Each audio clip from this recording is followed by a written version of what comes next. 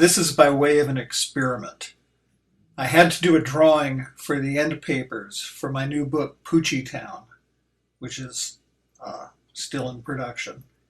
And I thought that since I had this camera, a Panasonic LX100, which takes time-lapse photography, that I would record myself working out the idea sketch and then the first production sketch, and then the transferring of the elements of the production sketch via a light board to a piece of Strathmore 2-ply plate finish Series 500 Bristol, and the subsequent working out of the drawing and the inking of it. And as you can see, all of this is underway. I don't really have much to say about it. It seems pretty self-explanatory to me. It's a little bit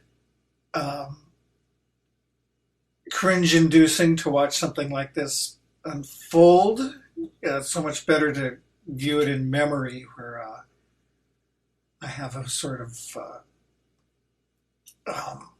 comfortable view of how it all went, but now I can see that there's a lot of fumbling and groping, and the drawing isn't really very dynamic, you know. It isn't really coming together very much the way that I wanted it to. I don't know, these things have a way of improving with age after they've been finished. So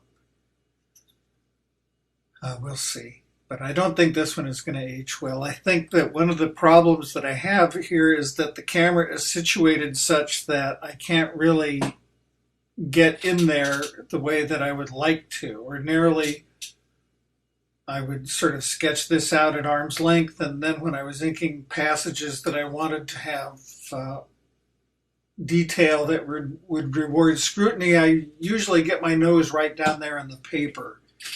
And I can't really do it in this case because it would completely block out the view of the camera, which I think I managed to do anyway at a certain point.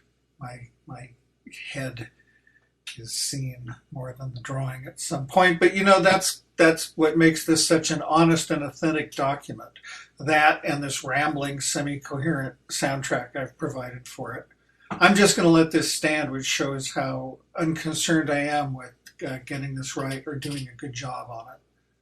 Frankly, I've spent my whole life being imprisoned by perfectionism, and I just have decided that from now on I'm just not going to give a shit. Anything goes. I just don't care. I don't care how good it is. I don't care how nice it came out. I don't care about anything except getting the damn thing done so that I can go somewhere and play. Frankly, that's all I want.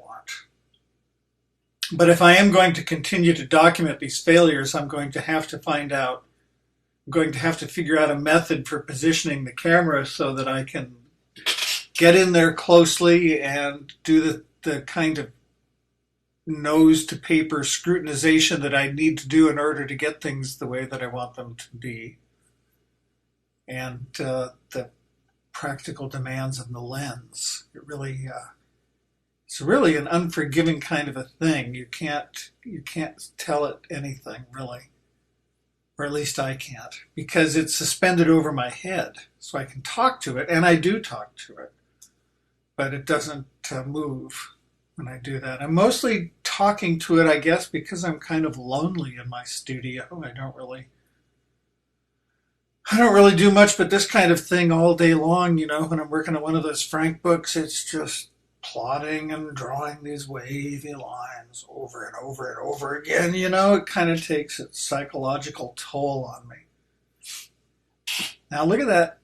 You know, the problem is that I've got Pinot's vintage eau de quinine hair tonic on my hair, and it makes it so wiry that it's more interesting than the drawing. I wish I could get that stuff now, but they don't make it. They make a sort of modern equivalent that isn't really any good. Well, it looks like we're closing in on this. I'm doing my last little bit of touch-up, the final 10% of the work that yields 50% of the effect. And pretty soon, this thing will be done.